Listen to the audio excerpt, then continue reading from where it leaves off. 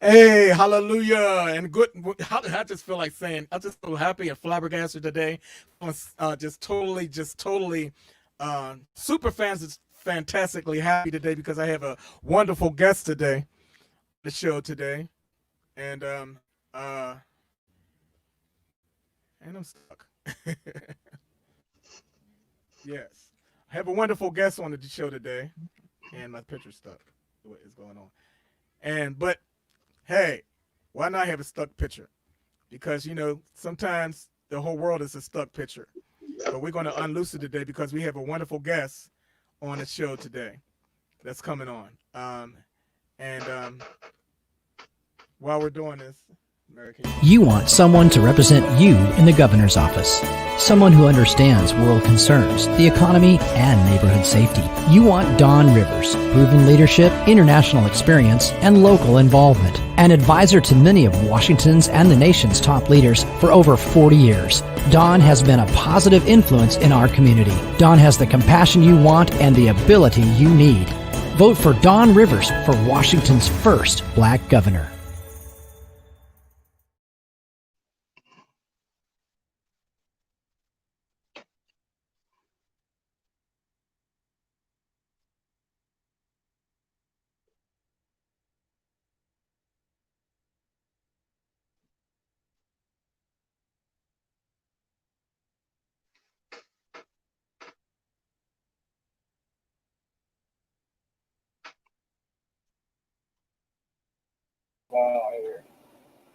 Okay, can you hear me? How you doing, I'm Bishop Donovan, Bishop Archbishop? I'm doing good. How are you? I'm doing good, doing good. Dwayne's having some technical problems right now, so I'm backstage, but I came up to keep the show going on. Oh, So okay. yeah, so while he's coming on, how about you? Did you have something? I know it's an interview, but maybe you could tell. You want to talk to the people for a minute? Sure. Okay. This is a golden opportunity to say hello to everyone.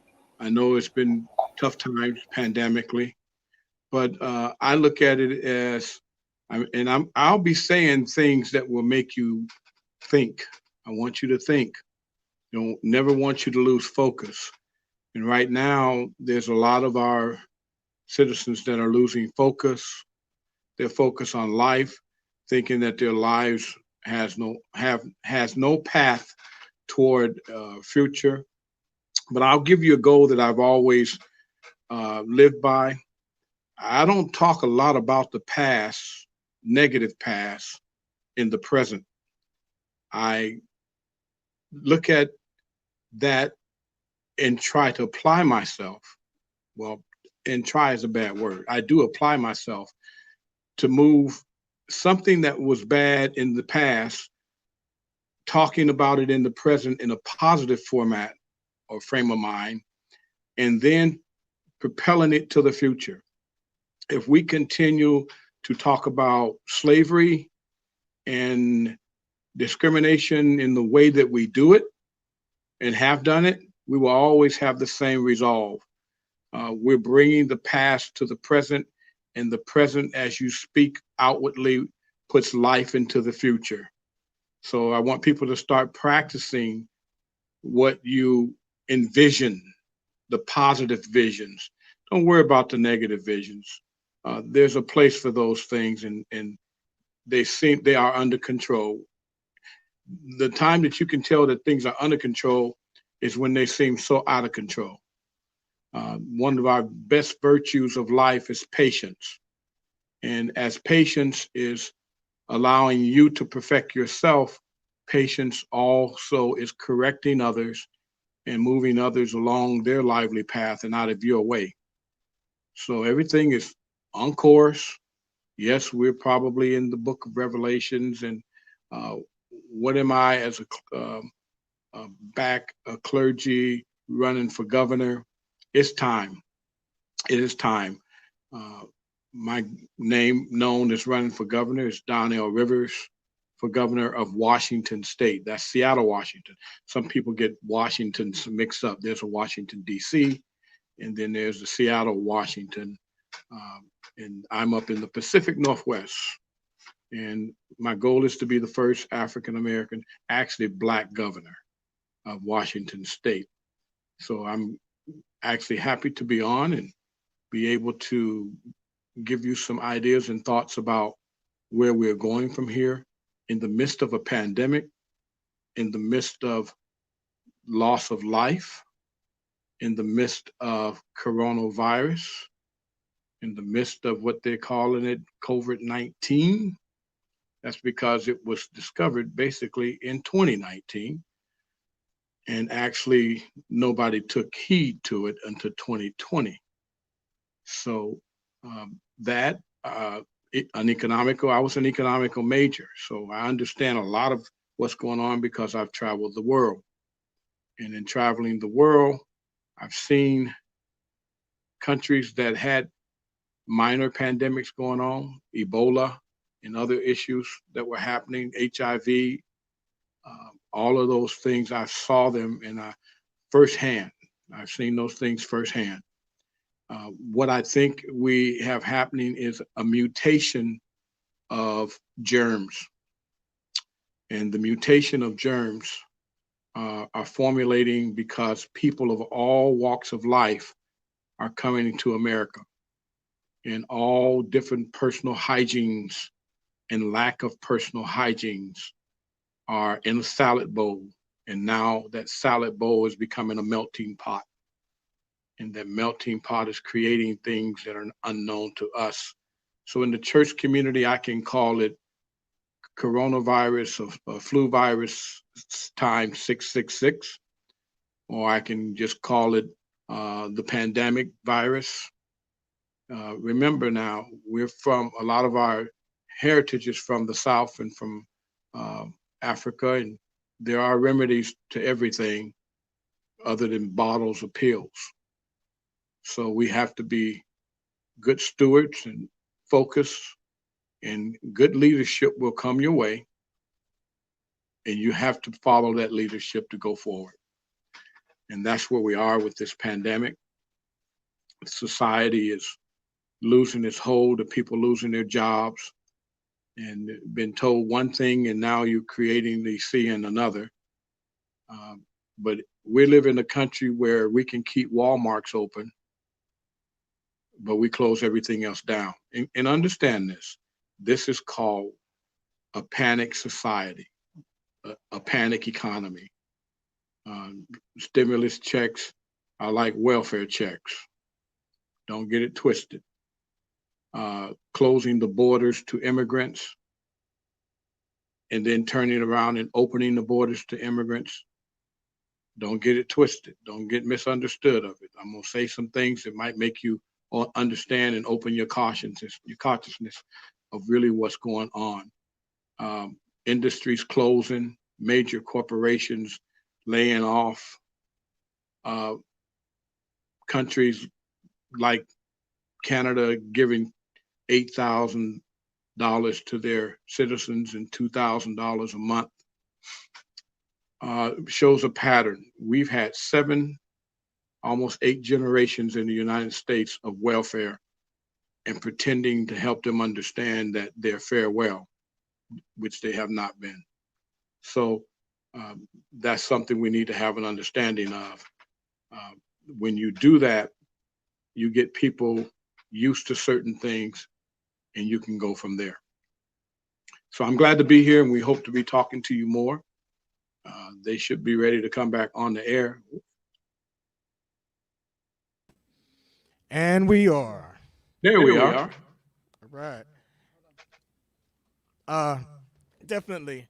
And some of the things that you were just talking about were definitely on point, and it's we have a kindred spirit, my brother, because as I look around me and I look at the television and I watch the news, and you have to watch the news because you have to get the information that you need in order to combat the virus, or in order to vote. We need this information, but some of the things that the news is portraying is not the whole story, and so that's one of the reasons why we had you come on today.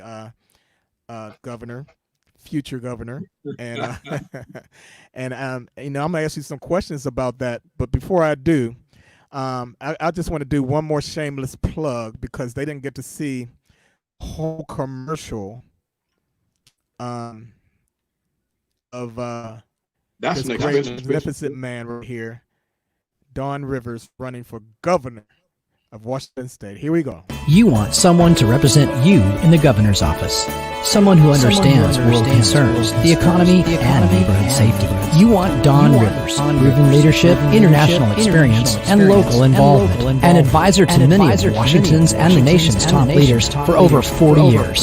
Don has been a positive influence in our community. Don has the compassion you want and the ability you need. Vote for Don Rivers for Washington's first black governor. Hey, now that's a wonderful, wonderful thing. It's straight to the point, and I'm just so proud of you. That you just decided to just stand up and show what thus saith your mind and what thus saith the Lord through the actions of you becoming, I'm speaking this into existence. You becoming the first black governor of Washington State. That's a wonderful thing. If I had a applause track, I would throw it on right now. But I'm just clapping myself. Job well done. Job well done. Yes. So I want to talk to you about some certain things, current events that's happening in this world, and then that the United States is dealing with ever since the pandemic started, which I call the plague. And we're really, this is nothing new. We've been having plagues for centuries. It's been going on. You can even go back to biblical days where there were plagues. And, so this is nothing new. Good thing that we don't have the same plagues that they had back then. But, I want to start this conversation about you. What's it like being first? I want you to expand on this question. What's it like to be the first? I mean, I wish I was the first person to drink a cup of coffee in the morning sometime. But what's it like to be the first black man on his endeavor and on his trials and tribulations leading to the great position of being governor of Washington State? Thank you for asking the question, Dwayne, and glad to be on your show. You and your beautiful wife, all those beautiful dancers I remember. The thing that I most think about is all my life I've been behind the scene. Mm-hmm. I would even go to churches and the pastors didn't want me to preach when I was pastoring because they felt like I would take them in. So I've watched the same thing in the church as in corporate America, as in the government structure, as in regular life. There's a thing called opportunity.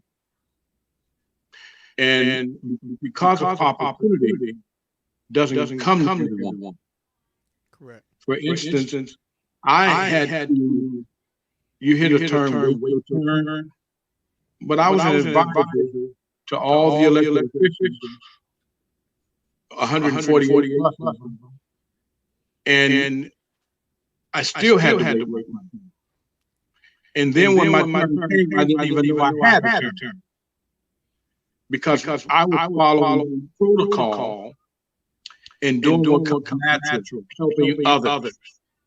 And then I've helped others so much, I've gotten them out of the way, and it puts me in the way. So the successfulness of it is longevity given by God, understanding of people's rights and wrongs, and not really pounding on them, but learning from them and moving forward. That's awesome. That's awesome information. People need to know who you are because I see you. As we get closer and closer to the election in November, I see you doing some great things, and I already see you doing great things because I already know you had the pleasure of working with you while you were going when you were talking about earlier, going church to church and doing those different things. I had the pleasure of playing organ behind you. It was a great thing, and it was well, you're one of my favorite preachers. But I want to talk about right now is democratic reforms, and I want to also talk about you're a very professional politician. Let's put it like that. You have a great history of public service already. Even if you was to stop right now and not go into governorship, you've already done a lot of great things for your community. And I want to know, here's the question I want to put to you. Once you do become governor, and when you do, what's first on your agenda? I would say to you the first thing on the agenda is bringing about unity and understanding of this pandemic. I want Washington State to be the first state in the union to calm the heck down. So let's get back to business. But in order to do that, voters, and citizens of Washington State have to understand that it can't be business as it's been in the past. Mm-hmm. We are in a transformation period, and a lot of what we are experiencing is of the unknown. Doesn't mean we know how to do it. But this is not the time period to have leaders that are procrastinating. We need leaders that are pathetic. We need leaders that are proactive and not reactive. And we need leaders with vision. So all the young people of Black Lives Matter that are protesting, I love the testosterone, the estrogen, the marching, the protesting. But when you get down to it, even knowing what resolve you want, but not knowing how to implement it, is a darn thing. Because when a baby comes into the world, that baby's fighting. That baby's mad. Because you took that baby, or that baby came out of an environment that it was used to and safe and sound in. And it was thrust into this world. And while everybody's smiling, the baby's crying, ratting and raving. We have the same thing now with generation X, Y, and so forth. Because they know things are wrong, they don't see results. And it's because they are lacking leadership skills. So one of the other things that would bring about training through certification for leadership for these young folks, teach them the legislation process, make the bill a law, and a law to become a part of government in that state and the people. That's a good point. Since we're on that point of laws, let's talk about voter registration laws. And I noticed that our president that's in office right now, he's a master of distraction. That's what I call him. And sometimes he'll try to distract you off of the current events that are happening that people need to know. Or he'll distract you because he wants that attention off of some bad things that's going on in his administration. But we are in a perilous fight. We're in a dangerous hour in this country right now. Do you agree? Because not only because of the pandemic, but this is the most important election in America's history. And we have to fight real hard for our voting rights. We have so much different venues of voter suppression going on right now that even from the president trying to delay the election. He wants to delay the election, even though he doesn't have enough power to do that. He has to go through Congress first to do that. but he wants to delay the election, and he even went as far as trying to make the mail go slow. With all these different facets that's trying to stop you from becoming governor, and that's what it's designed to do. Because if we can't vote, if he can stop us from putting our ballots in the mail and voting and going through mail, a lot of people won't vote because they don't want to go outside because they have underlying conditions, especially the older ones. So there's a lot of voter suppression that way. But there's a big fight that you have to have in order to become governor. And I want to know what your views is on this voter fraud that we have, and these voter suppressions that's going on. As you as a governor, once you get in, what legislation can be put out there to stop this gerrymandering? Well, a lot of the legislation has already been written. Do you know, even when you look at the Constitution, we have to understand that we haven't revised a lot of the Constitution. We're still living and allowing our laws to exist in the past. So we end up in the middle of a fight just to have things in existence and current. It's similar to racism and slavery. We have to understand that we have to apply what we know to do, and that's vote. We can't look at all the other areas that we have no control over. We have to vote. Our lives depend on it.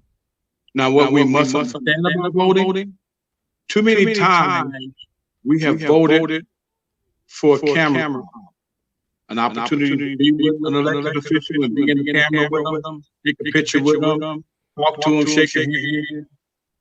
And we don't understand that vote that we consistently do as practicing tribalism. We can only have, I don't care if it's John Lewis or any other elected official, if we keep them in office, past time to keep them in office, we falter, we lose things, we don't progress.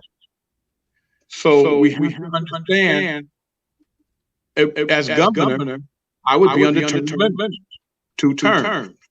The governor now is the 3rd term after running for president in the middle of his term. So we have to understand our vote is the only voice we have, because the rest of it is considered lying, rhetoric, confusion, illusion, and problems. So what we must do first of all is focus on voting. And we can't vote for the person we like. We got to vote for the person that will get the job done. Well, we have a lot of young people out there that will be voting for the first time. And a lot of them are the protesters that you see, rightfully so, protesting. And so with saying that, I want to go into Black Lives Matter, and which they do. And as a matter of fact, I was on your a couple of your pages and your websites, and you had this picture. And and I'd like to do my research if I'm going to interview somebody. But from George Floyd on, from Trayvon, from Rodney King, you name it. Sandra Bland. There's so many different names and so many people in that picture that you're standing in front of. I commend you because Washington State has been hit hard by the coronavirus, and I commend you for doing all these things, plus having the time to stand up and protest with the protesters. And I see where you stand by standing in front of this picture and letting people know that that's a lot of lives lost right there in that picture.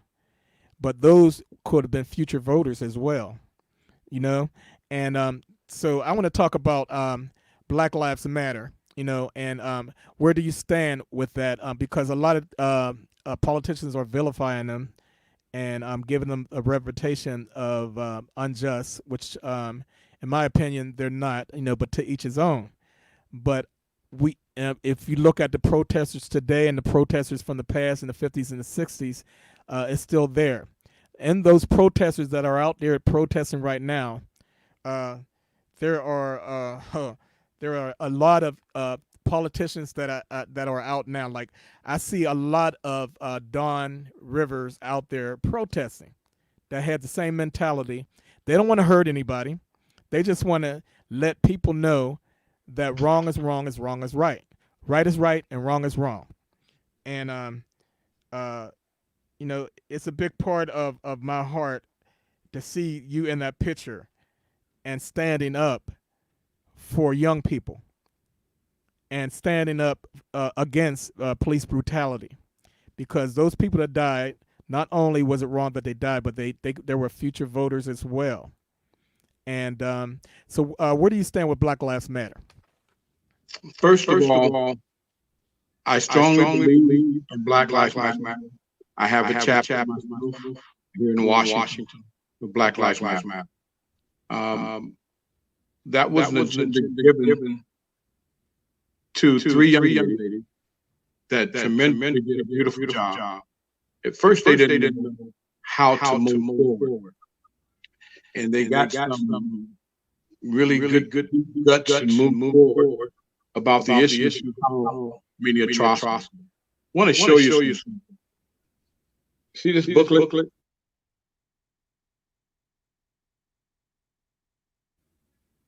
This booklet right here was created in 2003. Why is it present now? What I had to do was I had to go to the Republican Party in order to stop racial profiling. The Democratic Party couldn't deliver.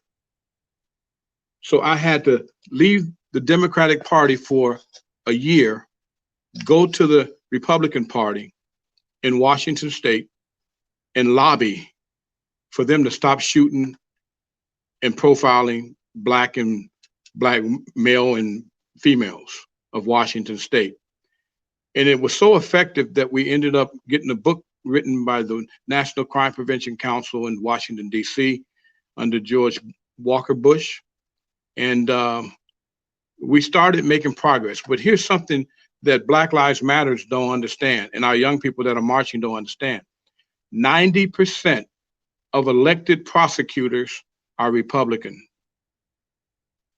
So while we're watching everybody march and protest, the Democrats are listening and they're ready to make moves. But the Republicans own the law. Understand that. Our country believes in 32% of crime. Our country was founded on organized crime. Wake up, people.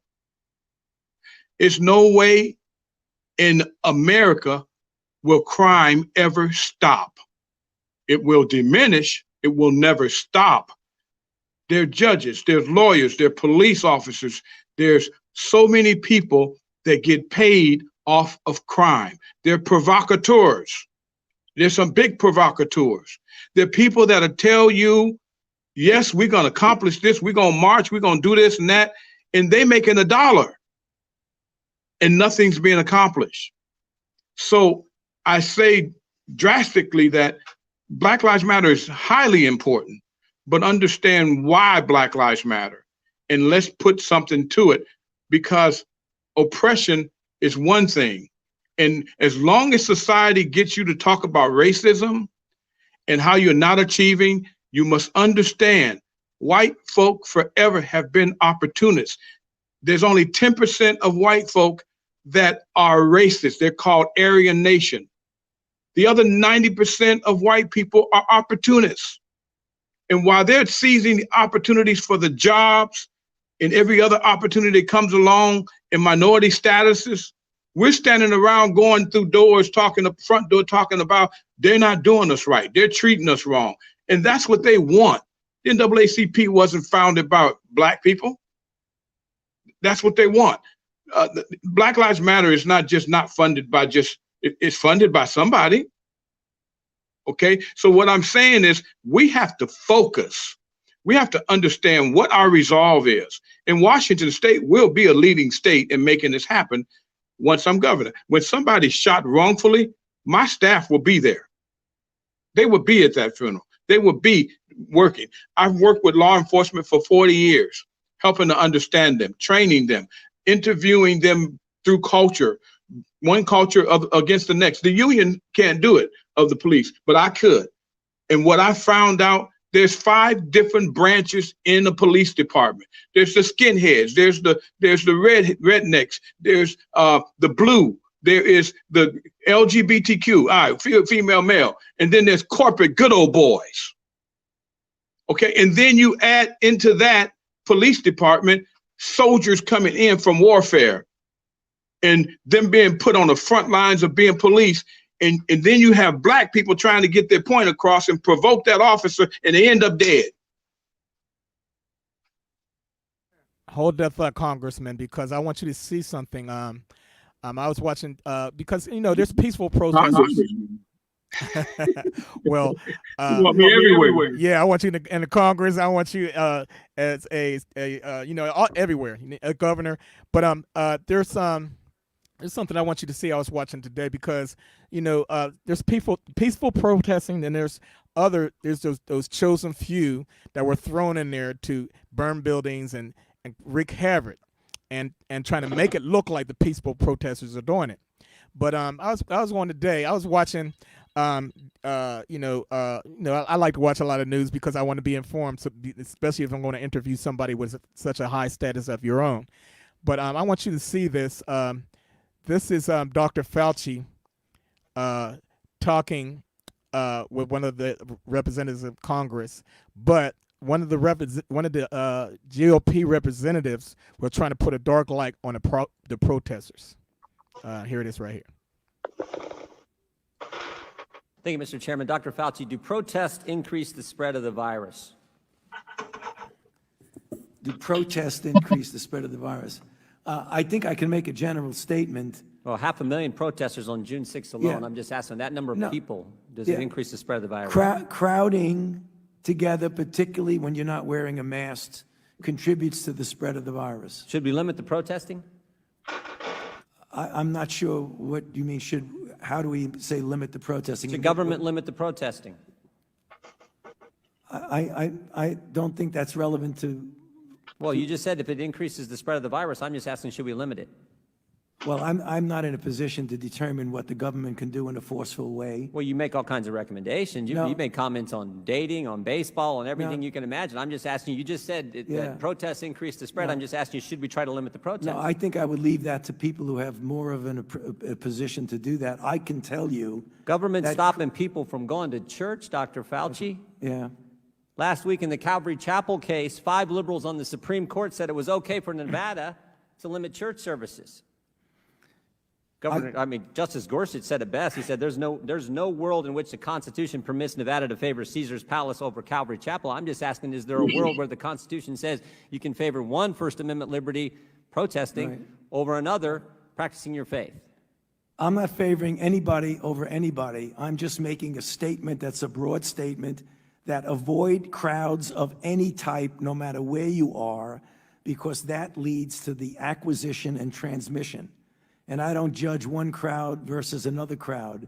When you're in a crowd, particularly if you're not wearing a mask, that induces the spread. It's a simple question, doctor. Should we limit the protests? Government is obviously limiting people going to church. And look, there's been no violence that I can see at church. I haven't seen people during a church service go out and harm police officers or burn buildings. But we know that, for 63 days, 9 weeks, it's been happening in Portland. Right. Yeah. Well, one night in Chicago, 49 officers were injured, but no limit to protests. But boy, you can't go to church on Sunday. I don't know how many times I can answer that. I'm not going to opine on limiting anything. I'm just going to tell you. You've opined on a lot of things, Dr. Fauci. Yeah, but I've never. This is something that directly impacts the spread of the virus, and I'm asking your position on the protest. Yeah, I'm not going to opine on limiting anything. I'm telling you what it is, the danger. And you can make your own conclusion about that. You should stay away from crowds, no matter where the crowds are. Government has stopped people from going to work. In fact, just in New Jersey 4 days ago, Ian Smith, Frank Trombetta were arrested for trying to operate their business, their gym. They were arrested. But my bet is if these two individuals who own this gym were outside just in front of their gym, and all the people who were working out in their gym were outside protesting, they'd been just fine. But because they were in the gym working out, you see the rhetoric. actually running their see business, how the protesters of these future voters are being cast in a dark light, and it's just such senseless bickering and rhetoric that's coming from the side on the other aisle. The GOP, in my opinion, they could do a lot of good. But just like you said, there's good old boys, I believe, and I'm not just trying to point any fingers, but there's good old boys in the police and there's good old boys in Congress. It seems sometimes, and because I have a daughter. She went down and protest, and she got hit by a rubber bullet. She took some tear gas. I seen what happened at the square when the president went and did his photo op. And I see what's going on right now when this man was trying to question Dr. Fauci, and all Dr. Fauci was trying to do was tell you to wear a mask wherever you go. But he was trying to throw in the protesters to cast a bad light on them. So, what can we do as the Democratic Party? Let's talk about us. What can we do to more inform these young people that, even though you're being cast, there's other what do you call them? The skinhead and white supremacists that are being thrown into the crowd of the protesters, and they're breaking windows and they're starting fires and stuff like that. And they're trying to lump them all together in one bag. But we know, protest that's been going on with protesters for as long as protesting has been going on in America. But did you see what just happened in that video? Can you expand on that? Yeah. I must say. There's a part of you that don't understand Dr. Fauci. I'm saying it. Something's wrong. There's a lot that's not being said, and a lot being said. And I'm going to go to the mask. Yes, everybody should wear a mask, but you must understand something. I've traveled the world. I have seen germs you would not believe. I've stood out in Africa in the field and shook everybody's hand in the village for 4 hours in the hot 120-degree sun. And when I looked down in my hand, I had some insects crawling on it that I couldn't even give you names of it. And I had rainbow of dirt in my hand. And what I'm saying to you is, we're talking about a mutation of germs. Anytime you take a salad bowl and you invite everybody to be in the salad, and then you turn around and make it a melting pot, you're going to end up with mutation of germs, and you're going to end up with viruses. Flu virus times 666, whatever virus, Ebola, okay, viruses. I have watched Africans kill an animal, warriors, and an hour later skin it and eat it, cook it and eat it. We can't do that here in America. Our immune systems won't handle it. So what we have here is people from all over the world living in the United States of America, and they're coming within 2 feet and talking to each other. And what we find out is we're spreading germs.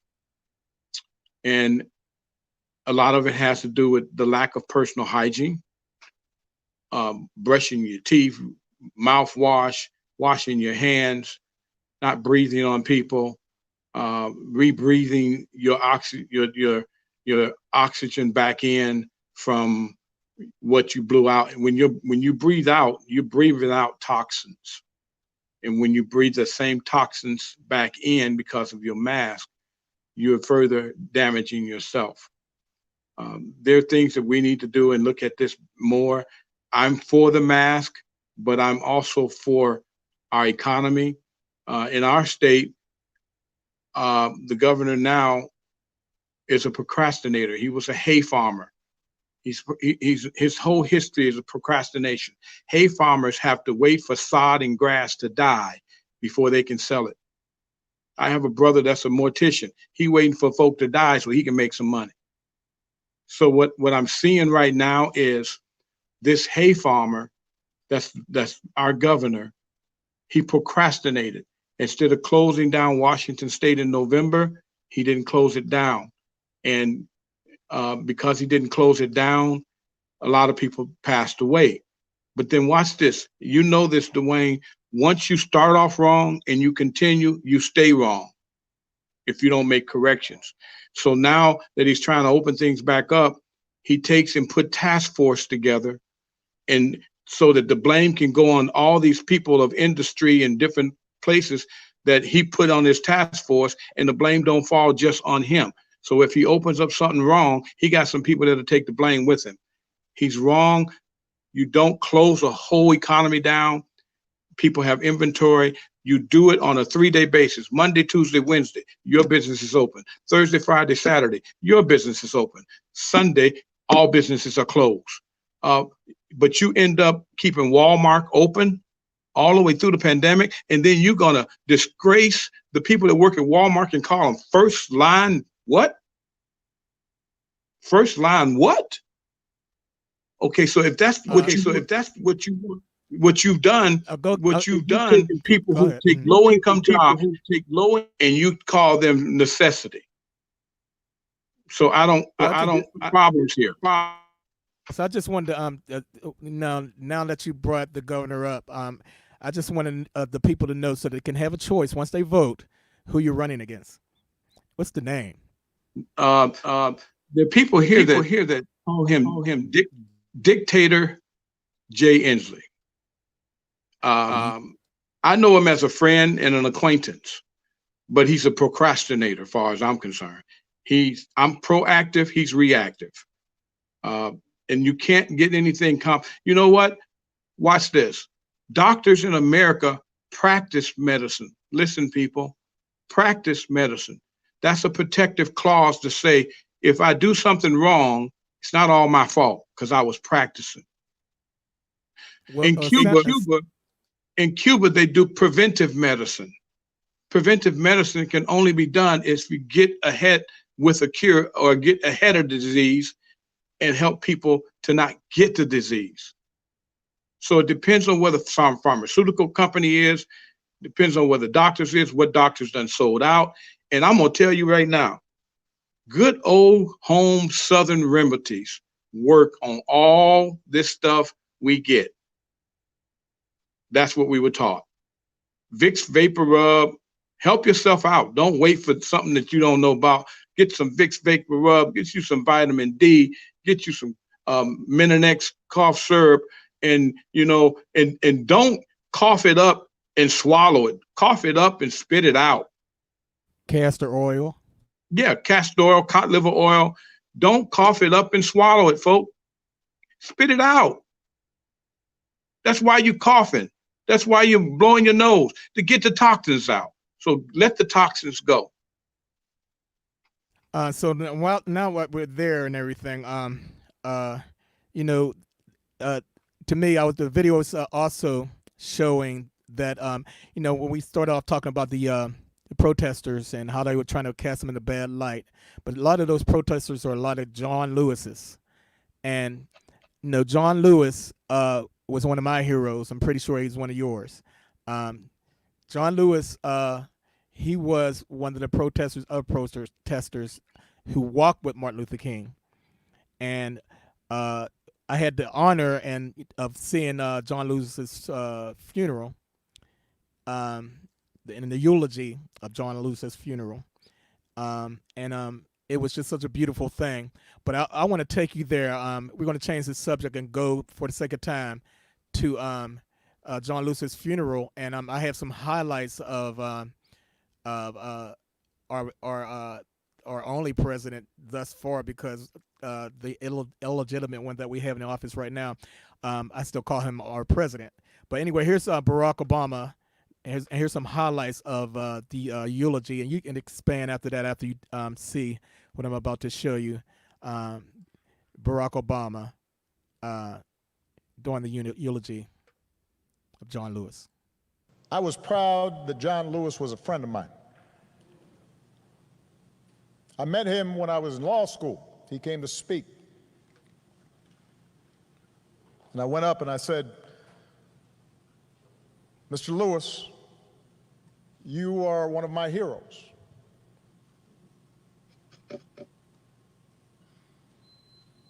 What inspired me more than anything as a young man was to see what you and Reverend Lawson, Bob Moses, and Diane Nash, and others did. And he got that kind of, aw shucks, thank you very much. Next time I saw him, I'd been elected to the United States Senate. And I told him, John, I'm here because of you.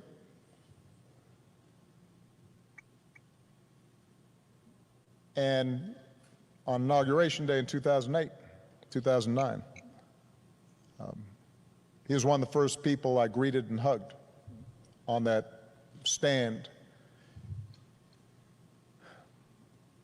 And I told him, this is your day too.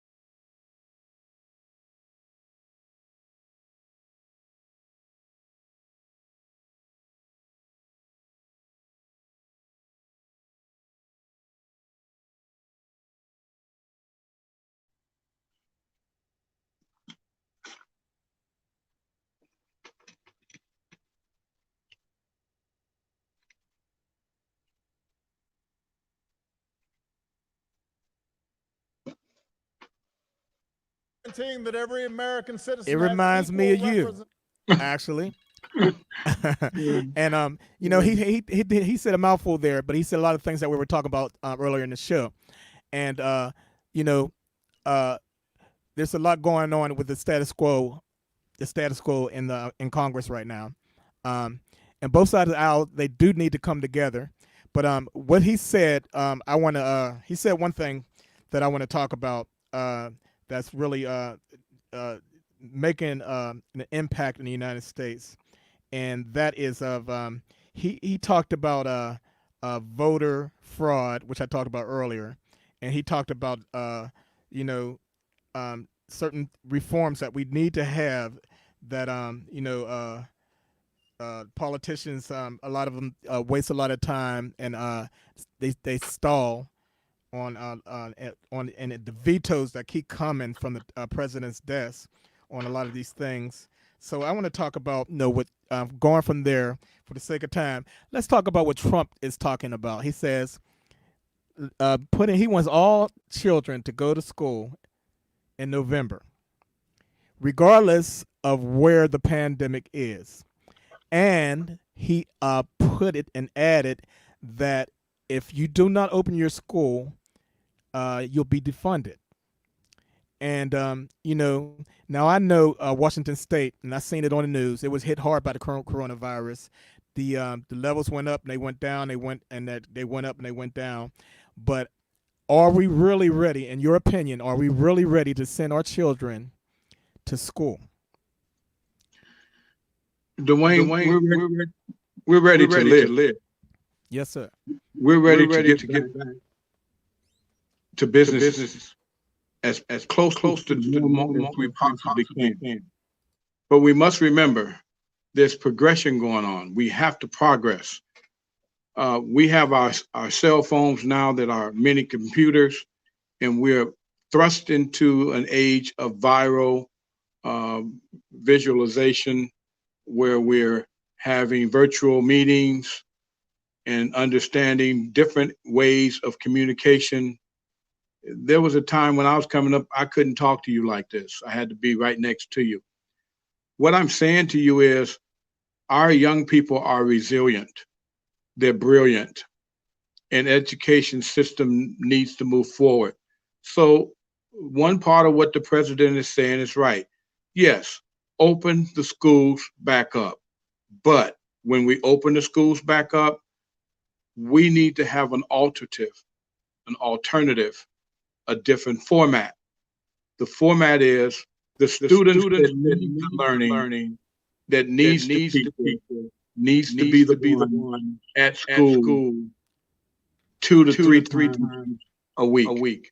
Those that don't and that can do it virally, we need to do that.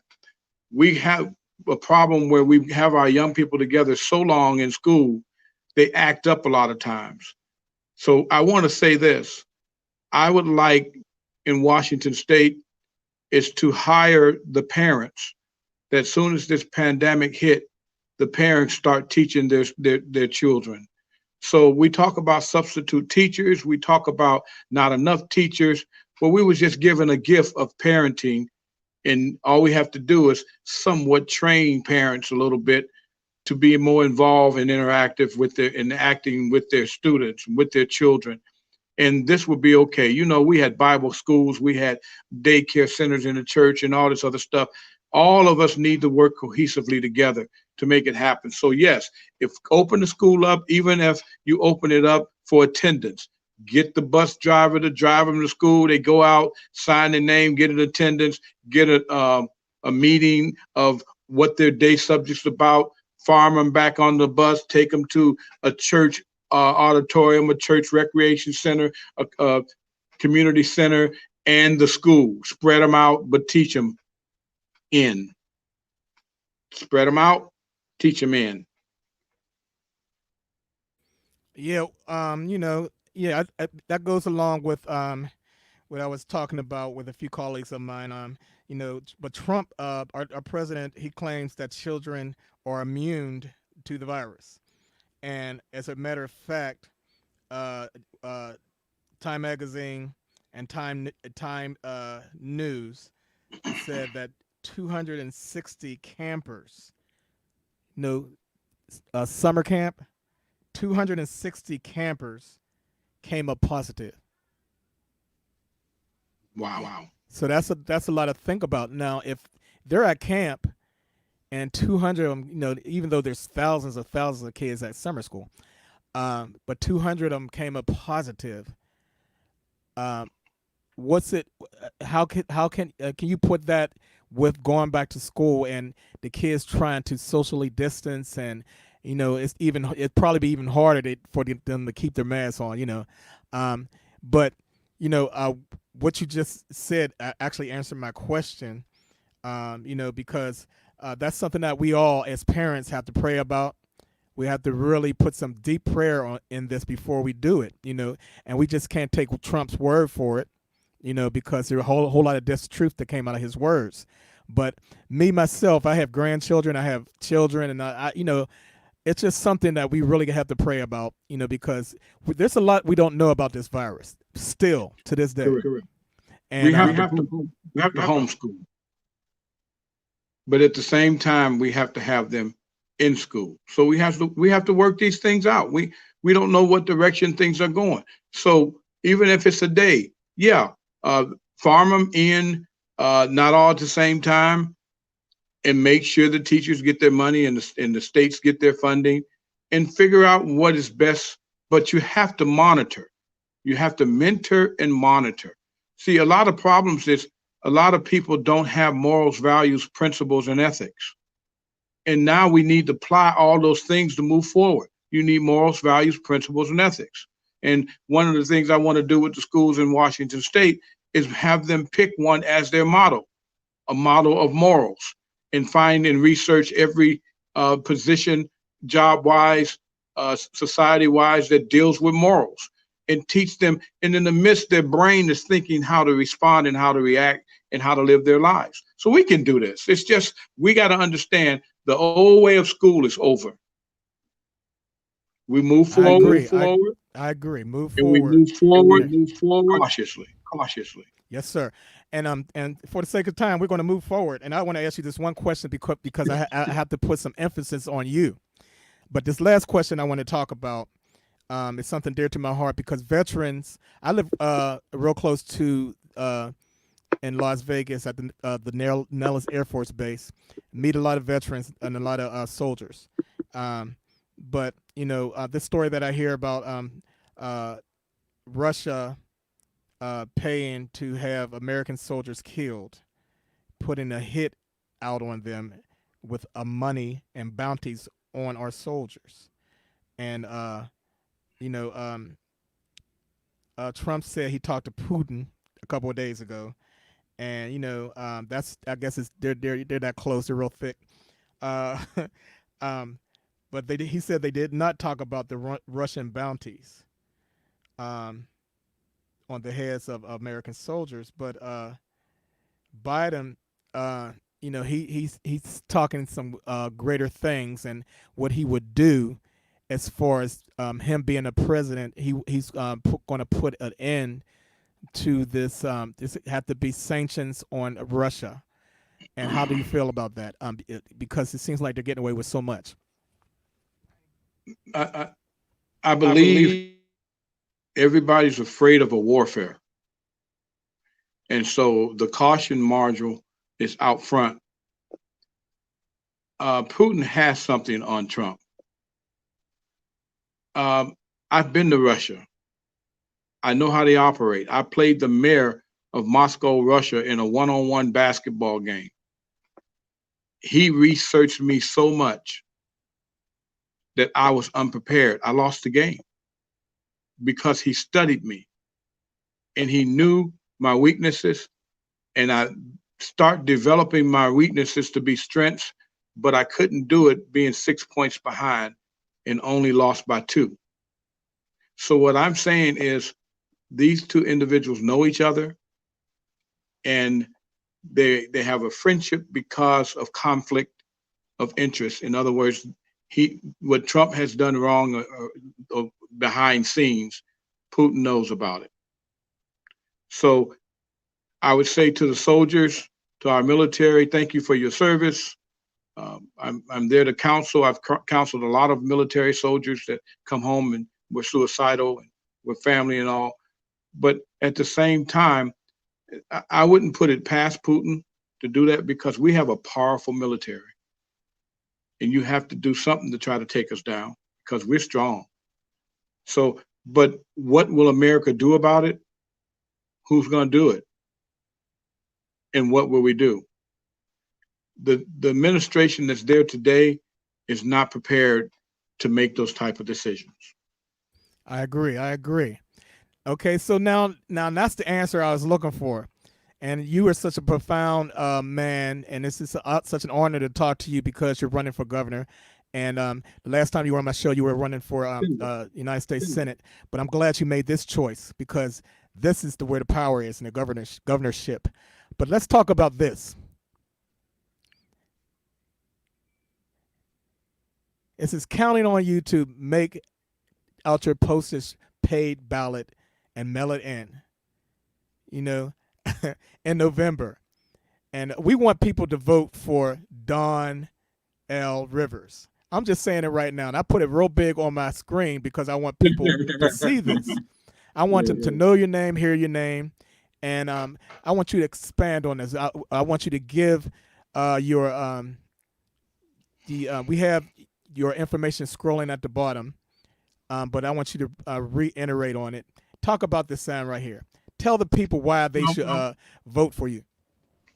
Well, America's getting to see what it's like to live on the streets, not have your means, baby needs diapers, milk, father out.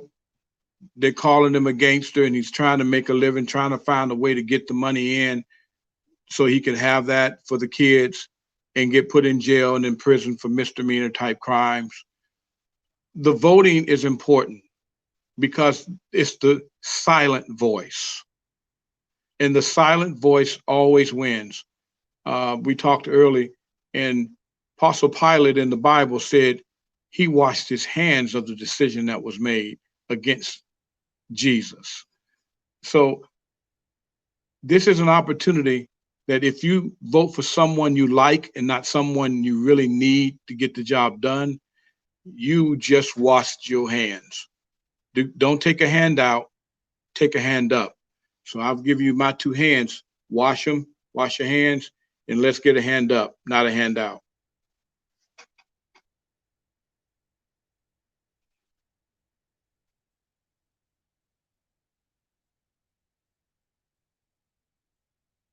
I can't hear you.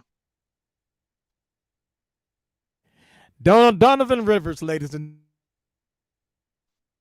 where people can go and learn more about you.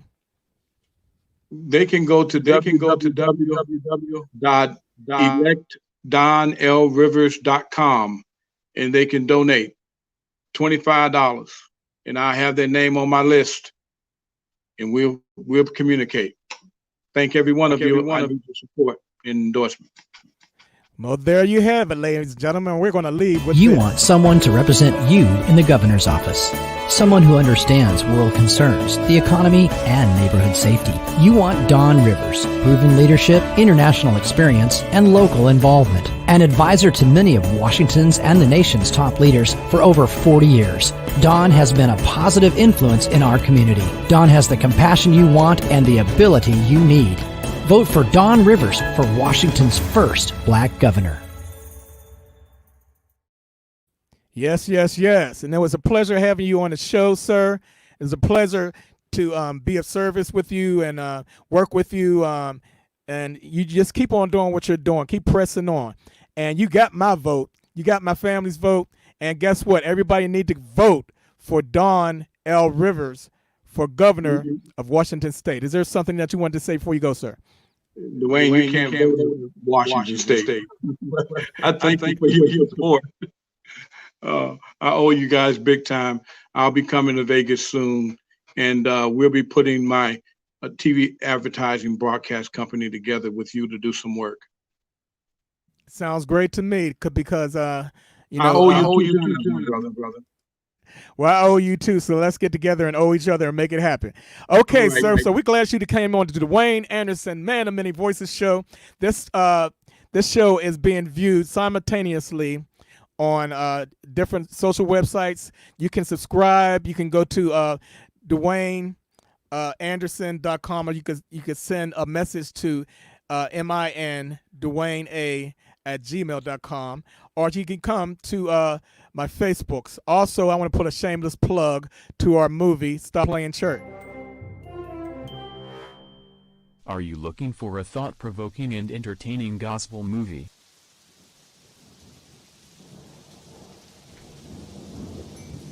A new gospel comedy movie, Stop Playing Church, has been released by independent filmmakers Stop the Madness Productions.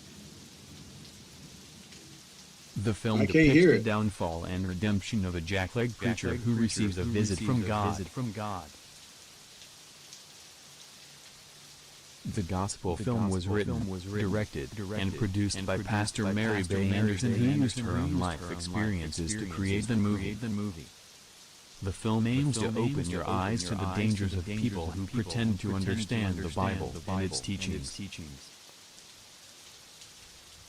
The gospel movie also shows us that redemption is possible as God visits the protagonist and helps change the man's direction in life. Discover how one man's lack of knowledge puts a congregation at risk in the entertaining movie Stop Playing Church from Pastor Mary Bay Anderson. Visit the URL in the description for more information.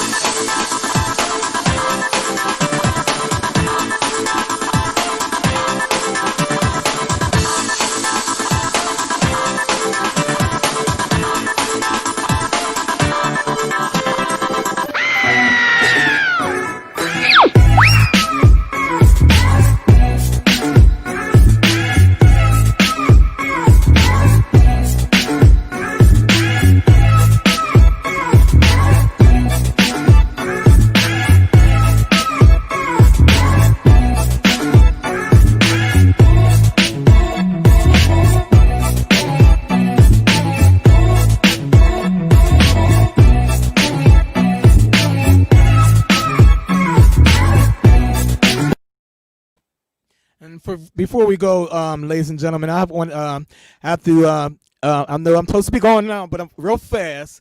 I have to put a plug in for our sponsors, and I love our sponsors. Here's one of them. 2 for 2 Boobs, an organization created by Tallulah Anderson, a 2-time breast cancer survivor. 2 for 2 Boobs is dedicated towards providing education, information, resources, and advocacy for breast health and breast cancer prevention, while advocating for survivors and those who have been touched in some way by breast cancer. Your support for 2 for 2 Boobs will allow us to help others take charge of their breast health and provide information and resources to assist those who fought the fight and are survivors like Tallulah Anderson. If you would like to donate to 2 for 2 Boobs, you can do so by going to 2for2boobs.org. That is 2for2boobs.org, just like Tallulah Anderson.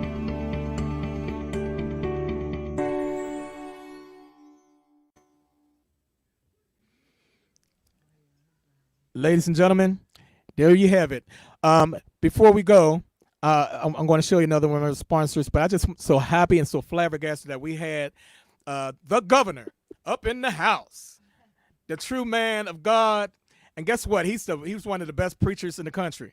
You got to hear him preach as well. You know, and what's good about him being governor, he's a man of God, and he has a fear of God. And, as a matter of fact, Don Rivers, just remember that name. It has a nice ring to it. It goes well with church, and it goes extra well even with politics, as he proved today. Thank you, my brother, for coming on.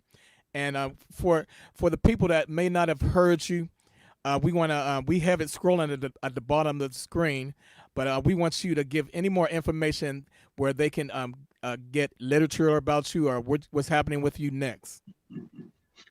Well, they can go to www.electdonlrivers.com, and it'll lead them from there to everything. Say that one more time, sir. www.electdonlrivers.com. Don't go anywhere. Don't go anywhere, sir. I got to give one more sponsor a prop. I'm going to ask you one more question before we go, okay? That'll work. In loving memory of Anita Mayo and her 5 children, Constance Anderson Collier, Anita's mother, established the Anita Mayo and Kids Scholarship Fund. The funds donated to the Anita Mayo and Kids Scholarship is given away each year to assist with college tuition and our books and supplies. To be eligible for this scholarship, you must be a senior in high school planning to attend college and or a student who is currently a college undergrad with a 2.8 GPA. If you are interested in donating or applying for this scholarship, send your inquiries to amkscholarship@gmail.com. You can also send your donation to AMK Scholarship Fund, LLC, through PayPal. You have a blessed day. And remember, education is the key to our future. So please donate to this blessed cause, the Anita Mayo and Kids Scholarship Fund. Thank you. Yes. So, sir, I just wanted to ask you this last question before I go. I know you're a fair man because I work with you. I know how you are, and you're a man of your word. And you do so many different things for your community, and so many different things, not only just for Washington State, but around the country and around the world, for that fact. Can you tell us what some of the names of organizations that you're working with that people may be interested in? One of the organizations is Inside Out Training and Consulting. Inside Out Training and Consulting is able to work with law enforcement, elected officials, and the community on finding ways to make change happen and be sincere. Another organization is All Clergy, All Community Advisory Council. That organization works with clergy, elected officials, community, and law enforcement to teach them cohesiveness across the nation and across our country and this world. There's another organization called Chosen Media TV Advertisement. And what we do is advertise TV commercials and moving towards the media of getting understanding to different outlets of what needs to be said the proper way. And the last one it happens to be a scholarship fund that we're getting ready to start. It's a scholarship fund to pay student debt, student loans off, and to give scholarship funds, scholarship grants out too. So we'll be kicking that off once I'm governor and going forth so we can do some uniting on a lot of things we're doing to work together.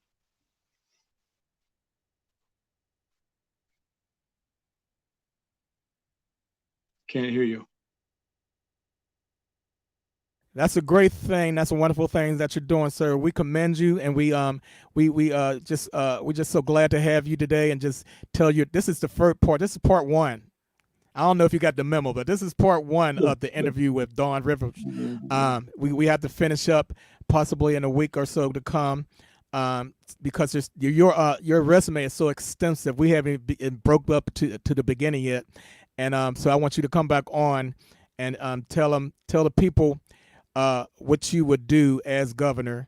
And as a matter of fact, the whole hour will be yours, and you just let everybody know what a great man that you are as governor, to be governor of Washington State. I already know what it's going to be like, that you're going to make some changes, some great changes. You're going to make things happen on both sides of the aisle.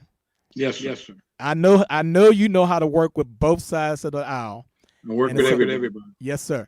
So you have a good week, and remember, Dawn L. Rivers for governor of Washington State was on the Dwayne Anderson Man of Many Voices show.